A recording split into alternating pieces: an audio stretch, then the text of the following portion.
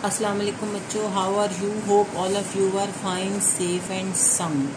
Class 10, today we are going to start our 8th lecture of chapter number 2. Today we are going to cover Pakistan's relation with European Union countries. ٹھیک ہے، پاکستان کے یورپی union کے ساتھ تعلقات جو ہیں ان کو آج ہم نے پڑھنا ہے.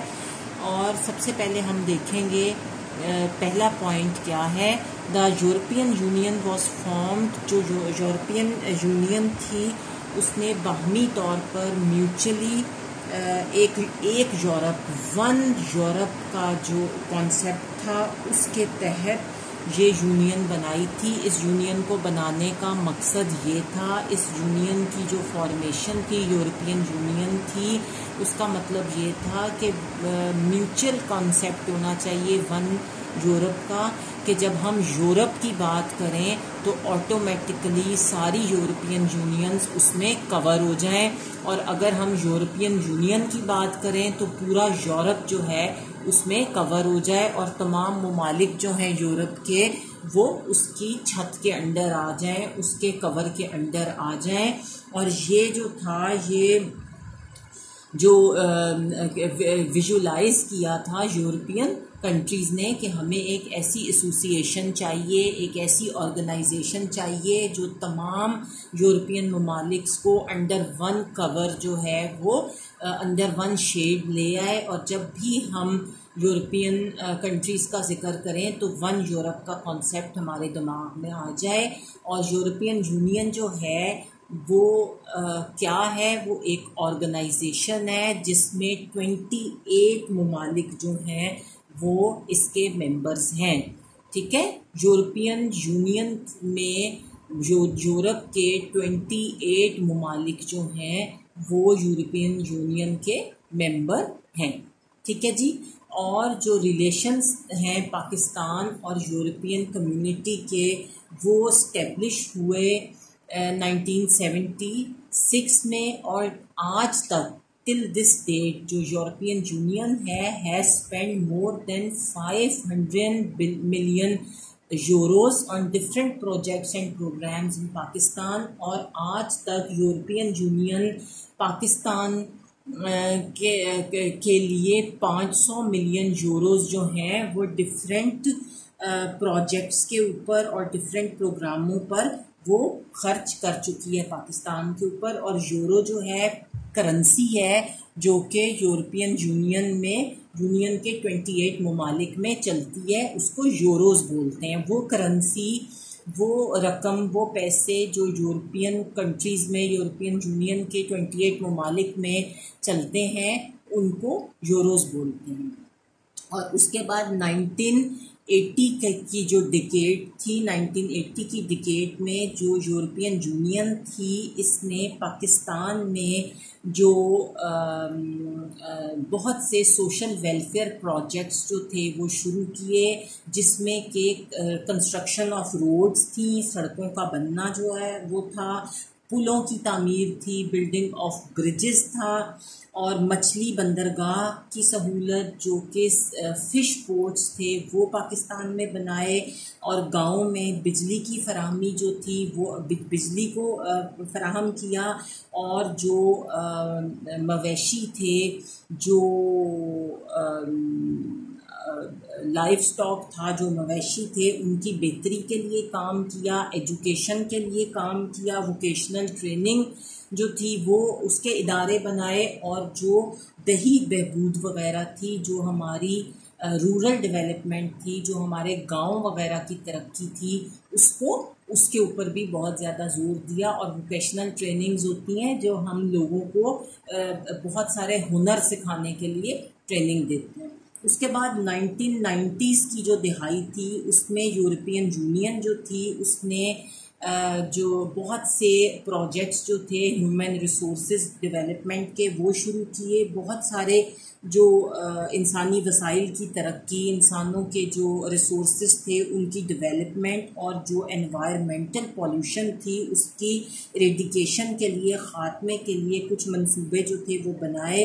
اور جن کا رزلٹ جو تھا، جن کا جو نتیجہ تھا وہ بہت زیادہ سکسیسفل رہا. یہ ریزلٹس جو تھے وہ بہت زیادہ انکریجنگ تھے. یہ ریزلٹس جو ان پروجیکٹس کے نتیجے میں آئے.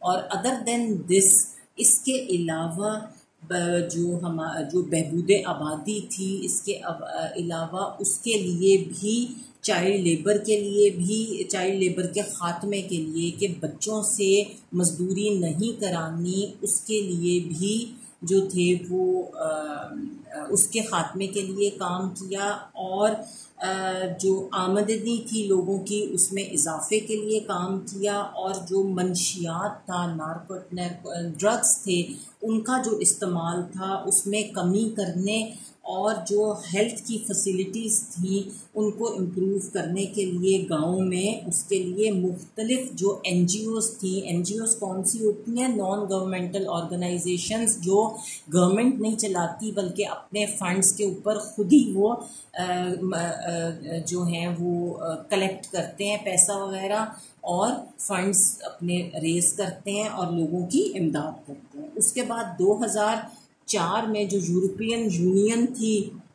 اس نے ورلڈ ٹریڈ آرگنائزیشن کے انڈر WTO جسے بولتے ہیں، پاکستان کی جو ٹریڈ تھی، پاکستان کی جو تجارت تھی، اس کو بڑھانے کے لیے ٹیکنیکل اسسٹنس جو تھی وہ اس کا ایک پروگرام شروع کیا. ٹیکنیکلی لوگوں کو امپروو کرنے کے لیے، ٹیکنیکل اسسٹنس کو بڑھانے کے لیے ایک پروگرام جو تھا جس کا نام تھا trade related technical assistance program, وہ شروع کیا. یہ پروگرام جو تھا، اس کیا نام تھا اس کا؟ Trade related technical assistance program. یہ شروع کیا. اس کے بعد 2002 سے 2006 کے لیے جو تھا وہ پاکستان کی جو اقتصادی ترقی تھی، اکنامک ڈیولپمنٹ تھی، اس کے لیے یورپی یونین جو تھی اس نے 75 ملین یوروز جو تھے وہ دیے.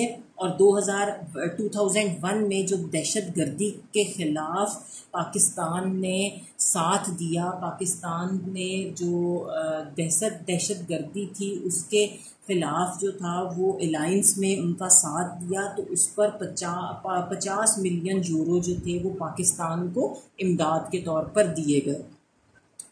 اس کے بعد 8 اکتوبر 2005 کو پاکستان کے شمالی علاقوں میں آزاد کشمیر میں آنے والے جو زلزلے تھے اس کے جو افیکٹیز تھے ان کی مدد کے لیے بھی یورپین یونین نے 93.6 ملین یوروز جو تھے وہ پاکستان کو دینے کا اعلان کیا. اور پاکستان اور یورپی یونین کے جو ریلیشنز ہیں ان کو وقت کے ماڈرن ریکوائرمنٹس کے مطابق جو ہے وہ امپروو کرنے کی کوشش کی جا رہی ہے. اور اس کے بعد 17 جون 2009 کو بیلجیم کا جو دارالحکومت ہے برسلز میں پاک یورپی یونین کانفرنس ہوئی جسے EU پاکستانی سمٹ بولتے ہیں.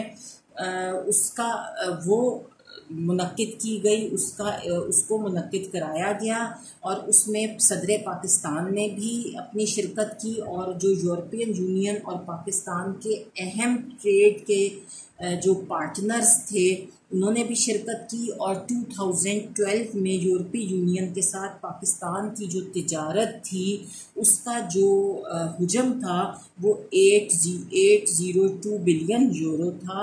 802 بلین یورپ کی ٹریڈ جو تھی وہ اس زمن میں ہو چکی تھی. اس کے بعد نیکسٹ ہم نے پڑھنا ہے پاکستان جاپان ریلیشن، پاکستان کے جاپان کے ساتھ ریلیشنز. جاپان جو ہے، جاپان بر اعظم ایشیا کے مشرق میں 4 بڑے اور کئی چھوٹے آئلینڈز جو ہیں ان پر مشتمل ہے، اور یہ انتہائی مشرق میں ہے، فار ایسٹ میں یہ لوکیٹ کرتا ہے جاپان. اور یہی وجہ ہے کہ جاپان کو چڑھتے سورج کی سرزمین کہتے ہیں. یہ کوشچن بہت آتا ہے MCQs میں کہ چڑھتے سورج کی سرزمین کس ملک کو کہتے ہیں. تو جاپان جو ہے اس کو دا لینڈ آف رائزنگ سن بولتے ہیں، چڑھتے سورج کی سرزمین، اور یہ کوشچن MCQs میں بہت زیادہ آتا ہے. اور اس کے بعد جو دوسری جنگ عظیم ہوئی، سیکنڈ ورلڈ وار کے بعد، جاپان نے انڈسٹریل جو ڈیولپمنٹ تھی وہ بہت تیزی سے کی اور اس میں بہت ترقی کی. اور ٹوکیو جو ہے وہ جاپان کا کیپٹل ہے، اور ٹوکیو جو ہے ایک بہت پرانا اینشینٹ ہسٹوریکل سٹی ہے، اور اس کی آج کل جو اس کی موجودہ اہمیت ہے وہ اس لیے ہے کیونکہ گزشتہ صدی سے قائم ہونے والی جو صنعتیں ہیں وہ اب اتنی ڈیولپ کر گئی ہیں. یہ صنعتیں جو کہ پریویس سینچری میں قائم کی گئی تھیں وہ اب اتنی زیادہ ڈیولپ کر گئی ہیں کہ اس سے بہت اچھے پراسپرس ایفیکٹس جو ہیں وہ جاپان کو مل رہے ہیں. اس کے بعد جاپان میں بہت ساری مشینری، کپڑا اور جو ہماری روزمرہ نیسیسٹیز کی چیزیں ہیں، اور خوراک ہماری، اور ہمارے ڈرنکس تیار کرنے والی بہت ساری فیکٹریاں موجود ہیں، اور بجلی کا سامان جو بنایا جاتا ہے، اور ریڈیو، ٹی وی، کیمرے، واچز، اور بہت سی مسلینیس جو سامان ہے وہ تیار کیا جاتا ہے. اور بہت سارے چھوٹے بڑے یونٹس جو ہیں وہ جاپان میں کام کر رہے ہیں.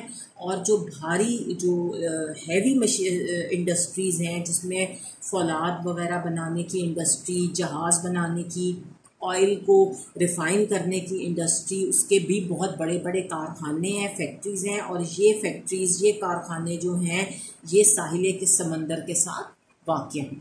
ٹھیک ہے.